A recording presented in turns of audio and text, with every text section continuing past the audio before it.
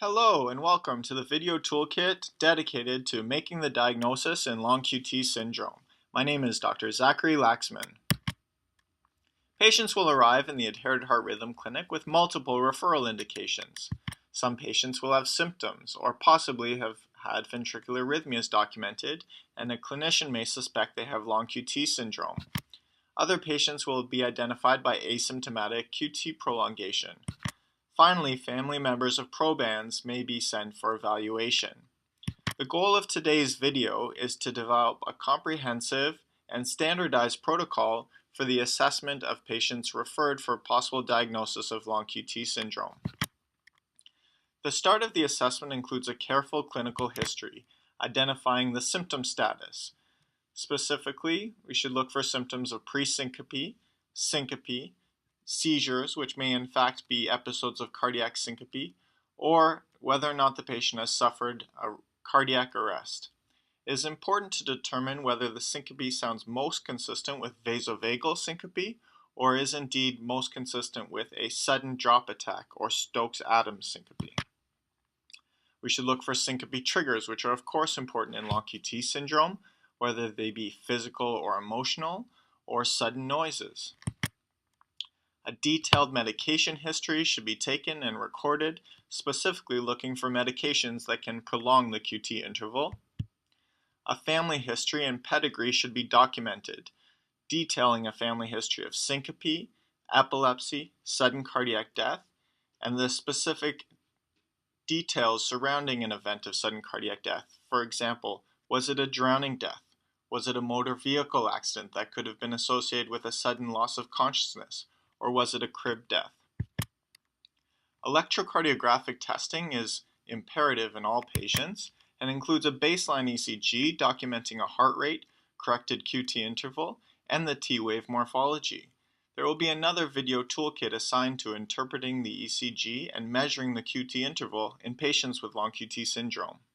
Supine and upon immediate standing ECGs are important and should be recorded.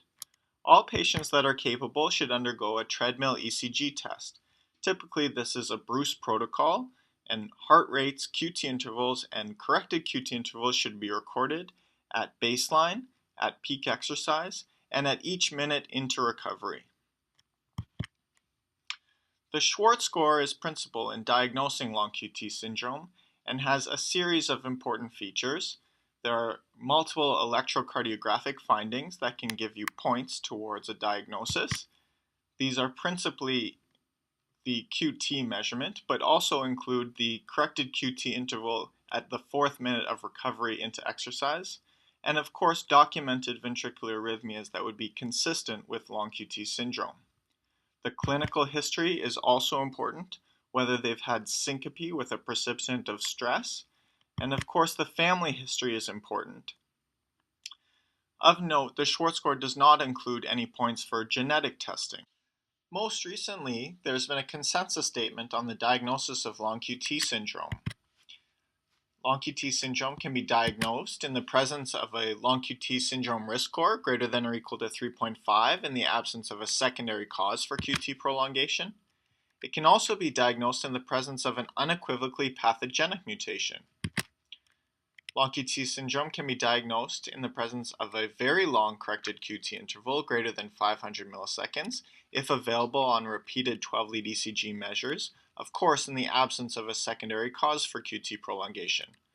Finally, long QT syndrome can be diagnosed in the presence of a shorter corrected QT interval if available in repeated 12-lead ECGs in a patient with unexplained syncope, and of course in the absence of a secondary cause for QT prolongation.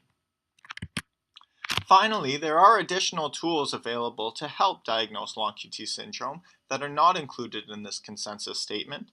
Adrenaline testing and genetic testing can both be very helpful in the diagnosis of individuals and families with long QT syndrome. For further details regarding these additional tools, I'll refer you to other video toolkits available on our website. Thank you so much for joining us today in our video on diagnosis of long QT syndrome, and thanks so much for your participation.